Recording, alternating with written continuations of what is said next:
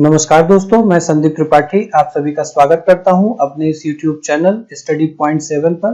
तो spectrum publication की जो आधुनिक भारत का इतिहास है उस पुस्तक का चैप्टर 1 हमारा चल रहा है। तो भाग 1 उसका निकल चुका है। अगर आपने उस वीडियो को नहीं देखा है तो उस वीडियो का लिंक आपको इस वीडियो के आई बटन सेक्शन में देखने को मिल जाएगा। यहाँ पर भाग 2 की बात है। तो भाग 2 में हम 3 मुख्य स्रोतों को इस वीडियो में सम्मिलित कर रहे हैं। तो स्टार्ट करते हैं हम अपना आज का चैप्टर, इतिहास के स्रोत भाग 2।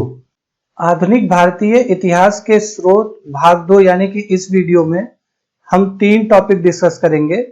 पहला है समाचार पत्र एवं पत्रिकाएं, दूसरा है मौखिक प्रमाण और तीसरा है रचनात्मक साहित्य।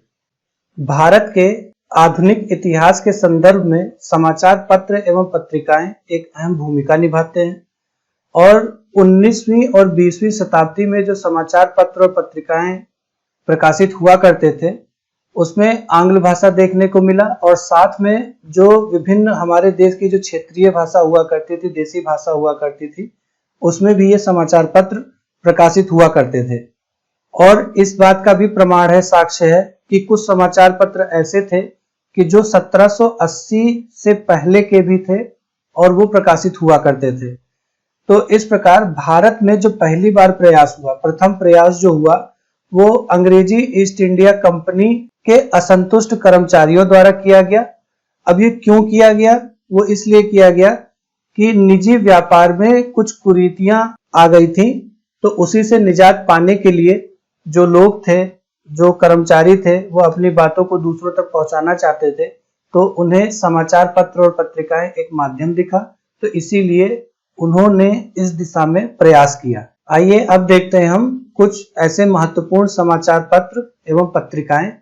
आधुनिक भारत के इतिहास में सबसे पहली जो समाचार पत्रिका प्रकाशित हुई वो बंगाल गजट या कोलकाता जनरल एडवर्टाइजर, ये पत्रिका पहली बार पब्लिश हुई और इसके जो प्रेषक थे वो जेम्स ऑगस्टन हिके थे। और इन्होंने कब किया, इसका प्रेषण कब किया? वो 1780 में किया। इसके बाद में बहुत सी पत्रिकाएं आई कि जो यहाँ पर आपको एक टेबल में देखने को मिल जाएगा। जैसे द कोलकाता गजट, ये 1784 में आया। द बंगाल जनरल, ये 1785 में आया। The oriental magazine of Kolkata या कोलकाता अम्यूजमेंट, ये 1785 में आया। फिर द कोलकाता क्रॉनिकल, ये 1786 में आया। द मद्रास कुरियर, ये 1788 में आया। द बॉम्बे हेराल्ड, ये 1789 में आया। तो इतने महत्वपूर्ण समाचार पत्र एवं पत्रिकाएं हैं कि जो हमें याद रखनी है। ये किसी भी एग्जाम में आपसे पूछा जा सकता है। इसके बाद देखते हैं तो यहाँ पे बने टेबल में ये जो समाचार पत्र हैं ये क्यों महत्वपूर्ण है इतने, क्योंकि इनका जो विकास हुआ, जो प्रोत्साहन मिला, वो कब मिला? प्रेस एक्ट आने के बाद में। और प्रेस एक्ट की जो समयावधि थी वो 1835 से लेकर के 1856 था। तो 19वीं शताब्दी के उत्तरार्ध में यानी कि 19वीं शताब्दी के समाप्ति की ओर जब समय था तो उस समय कुछ महत्वपूर्ण समाचार पत्र देखने को मिले। तो उनको अब देखते हैं। तो जैसे पहला है जी सुब्रमण्यम अय्यर द्वारा द हिंदू और स्वदेश मित्रन नामक समाचार पत्र का संपादन। दूसरा देखें तो बाल गंगाधर तिलक जी ने केसरी और महारट्टा प्रकाशित किया था। फिर सुंदरनाथ बनर्जी जी ने बंगाली नाम के समाचार पत्र का प्रकाशन किया था। और शिशिर कुमार घोष और मोतीलाल घोष ने अमृत बाजार पत्रिका का प्रकाशन किया था। और ये अमृत बाजार पत्रिका से संबंधित कई बार प्रश्न आपसे प्री में पूछा गया है। नेक्स्ट देखें तो गोपाल कृष्ण गोखले जी ने सुधारक नामक समाचार पत्र का संपादन किया है। और एन सेन ने इंडियन मिरर नामक समाचार पत्र का प्रकाशन किया है। और दादा भाई नौरोजी जी ने ये वॉइस ऑफ इंडिया नामक समाचार पत्र का प्रकाशन किया है। और जीपी वर्मा जी ने एडवोकेट नामक समाचार पत्र का प्रकाशन किया है। कुछ समाचार पत्र ऐसे थे कि जो क्षेत्र के अनुसार बहुत ही प्रसिद्ध थे, बहुत ही फेमस हुआ करते थे। पंजाब में देखें तो जैसे समाचार पत्र है ट्रिब्यून, ये बहुत ही प्रसिद्ध था। बॉम्बे में इंदु प्रकाश, ध्यान प्रकाश, कल एवं गुजराती नामक समाचार पत्र बहुत ही प्रसिद्ध हुआ करता था। और बंगाल में सोम प्रकाश एवं सधारनी नामक समाचार पत्र काफी प्रचलित हुआ करता था। अब इसमें एक रोचक तथ्य ये है कि 1885 में जो भारतीय राष्ट्रीय कांग्रेस का गठन हुआ था, उसमें लगभग 1/3 संस्थापक पत्रकार हुआ करते थे। अब इसके बाद देखते हैं कि विदेशों में जो प्रकाशन हुए थे वो कौन कौन से थे, क्योंकि वो भी एक महत्वपूर्ण पार्ट है। वो उससे भी क्वेश्चन बन सकते हैं, आपसे पूछा जा सकता है, तो उसको देखते हैं। तो विदेशी प्रकाशन में जैसे लंदन में श्याम जी कृष्ण वर्मा ने इंडियन सोशियोलॉजिस्ट नामक समाचार पत्र का प्रकाशन किया था। पेरिस में मैडम भीकाजी कामा ने जो है वंदे मातरम नामक समाचार पत्र का प्रकाशन किया, और बर्लिन में वीरेंद्र नाथ चट्टोपाध्याय जी ने तलवार नामक समाचार पत्र का प्रकाशन किया। अब 20वीं शताब्दी के दूसरे दशक के दौरान कुछ पत्रिका थी, समाचार पत्र थे जो प्रकाशित हुए थे, उसको देख लेते हैं। सैन फ्रांसिस्को में गदर पार्टी की तरफ से प्रकाशित गदर पत्र, ये एक बहुत ही महत्वपूर्ण भूमिका निभाता है। और इस पार्टी के संस्थापक कौन थे? तो वो थे सोहन सिंह भकना। और वैंकूवर में तारकनाथ दास ने हिंदुस्तान नामक पत्रिका का प्रकाशन किया था। अब देखते हैं हम समाचार पत्र मानव के जीवन में क्यों महत्वपूर्ण है। तो सबसे पहला पॉइंट है कि जैसे जनमत के निर्माता, तो समाचार पत्र में देखें तो कुछ महत्वपूर्ण बिंदु हैं कि जो उभर के सामने आते हैं, जैसे भाषा, लेखन शैली और समाचार का मत आधार। ये सारे बिंदु समाज में रह रहे लोगों के विचारों को निर्मित करते हैं, विचारों को उत्पादित करते हैं। तो इसीलिए समाचार पत्रों को जनमत के निर्माता के रूप में देखा जाता है।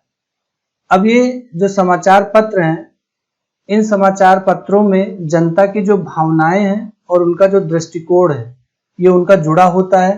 तो इसी वजह से समाचार पत्र का काफी गहरा प्रभाव होता है जनता की भावनाओं और उनके दृष्टिकोणों पर।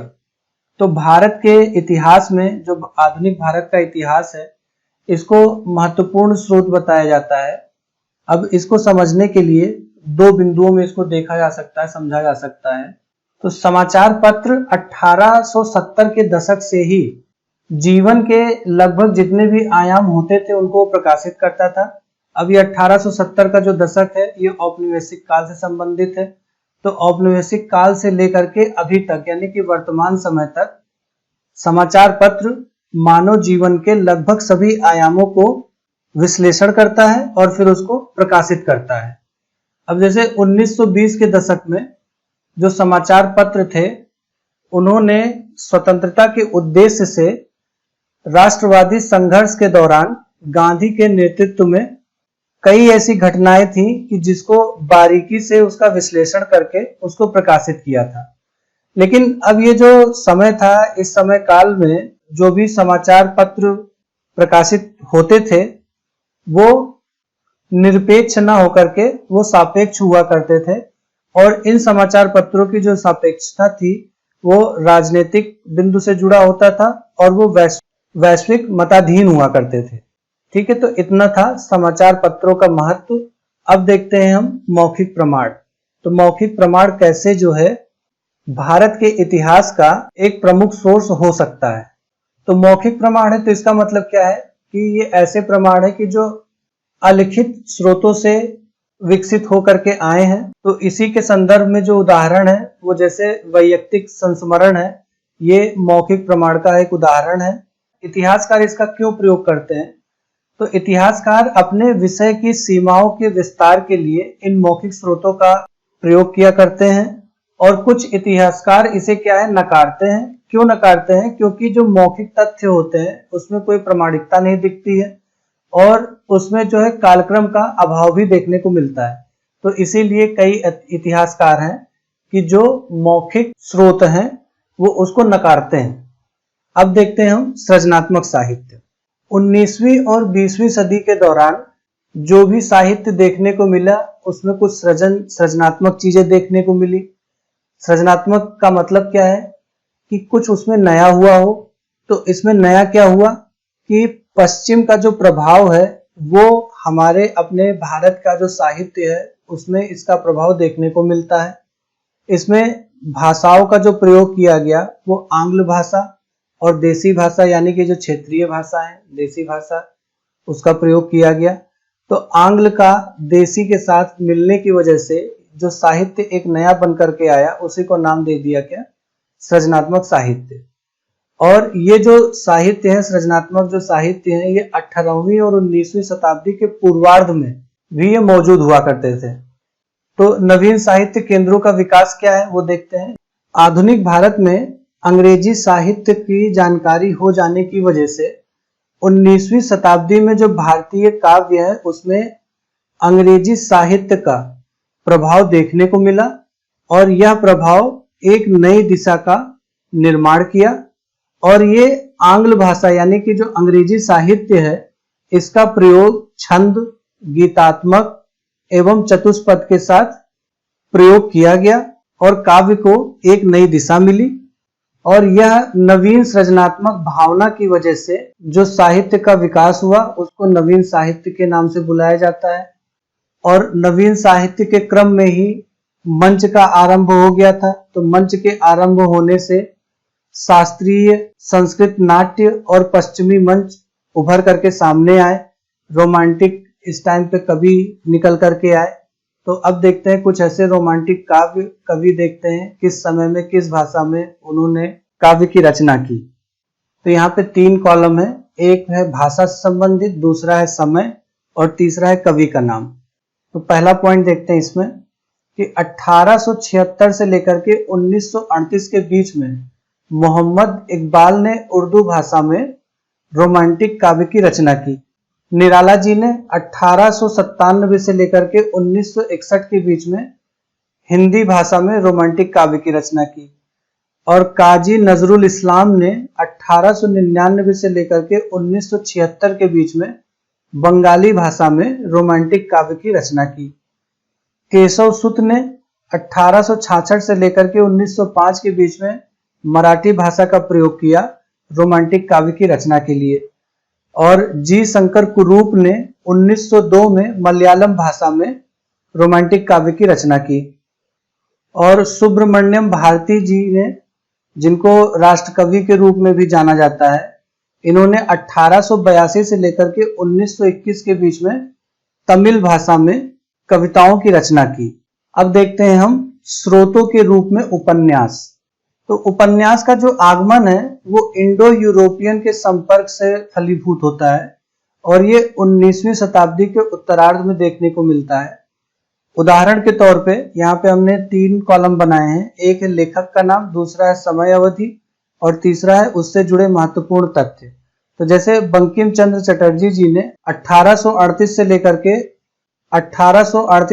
के 1894 के मध्य इन्होंने कई उपन्यास लिखे, जिसमें से जो प्रसिद्ध है ज्यादा वो एक है आनंद मठ, जिसकी रचना इन्होंने 1882 में की।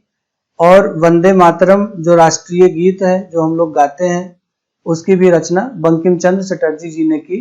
तो ये एक बहुत ही प्रसिद्ध बंगाली उपन्यासकार थे। नेक्स्ट है इच्छाराम सूर्यराम देसाई। इन्होंने 1853 से लेकर के 1912 के बीच में पहला उपन्यास लिखा, जिसका नाम हिंद आने ब्रिटानिका था।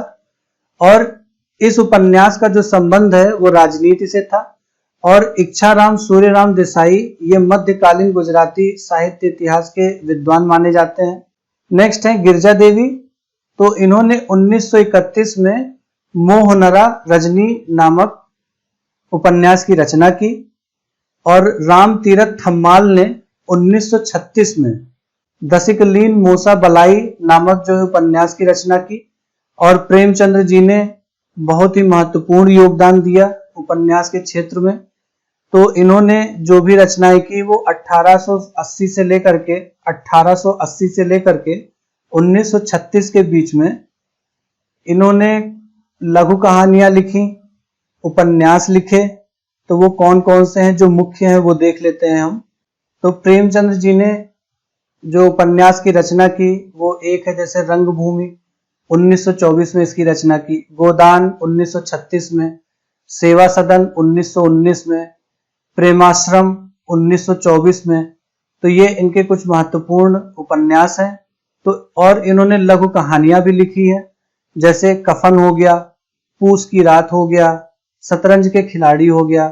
तो ये सारे इन्होंने प्रेमचंद्र जी ने रचना की। आगे देखते हैं फणीश्वर नाथ रेणु का।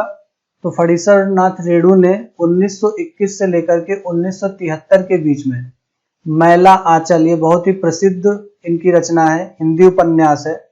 इससे संबंधित कई बार प्रश्न पूछे गए हैं, तो इसको हमें याद रखना है। फणीश्वर नाथ रेणु 1921 से लेकर के 1973 के बीच में मैला आंचल नामक उपन्यास की रचना की। फिर विभूति भूषण बंदोपाध्याय ने 1899 से लेकर के 1954 के बीच में उपन्यास की रचना की, जिसका शीर्षक था पाथेर पांचाली, और इसकी जो रचना हुई वो 1929 में हुई। मोहंती ने ओडिया में प्रजा नामक उपन्यास लिखा। पन्नालाल पटेल ने गुजराती में मेकल जीत नामक उपन्यास लिखा। भालचंद्र नेमाड़े ने मराठी में कोसला नामक उपन्यास की रचना की। और मुल्क राज आनंद जो एंग्लो इंडियन थे, इन्होंने 1935 में अनटचेबल नामक उपन्यास की रचना की। राजा राव जो ये भी एंग्लो इंडियन थे, इन्होंने 1938 में कंथापुरा नामक उपन्यास की रचना की। और आर के नारायण ने 1935 में स्वामी एंड फ्रेंड्स नामक उपन्यास की रचना की। तो इतने महत्वपूर्ण उपन्यास, उपन्यासकारक और काल, ये तीनों को हमने यहाँ पे अभी डिस्कस किया। तो लघु कहानी लेखन के क्षेत्र में जो सबसे प्रसिद्ध लेखक रहे हैं वो रविंद्रनाथ टैगोर जी रहे हैं। इनकी जो प्रसिद्ध कहानियां हैं, जो लघु कहानियां हैं, एक है पोस्ट मास्टर, जिसकी रचना इन्होंने 1891 में किया, और दूसरा है काबुली वाला, जिसकी रचना इन्होंने 1892 में किया। तो इतना विषय वस्तु था जो आज की वीडियो भाग 2 में था। अगर आपको पीडीएफ की आवश्यकता है तो आप हमें कमेंट करके बताइए, मैं आपको इस वीडियो का पीडीएफ आपको प्रोवाइड कर दूंगा। और नेक्स्ट जो वीडियो होगा, जो भाग 3 होगा, उसमें हम चित्रकला, कंपनी चित्रकला का विकास, कालीघाट चित्रकला, कला स्कूल और कला पर राष्ट्रवाद का प्रभाव, ये सारे टॉपिक हम नेक्स्ट वीडियो में देखेंगे। तो नेक्स्ट वीडियो आने तक खुश रहिए, मस्त रहिए, पढ़ते रहिए स्टडी पॉइंट 7 के साथ। मिलते हैं नेक्स्ट वीडियो में। धन्यवाद।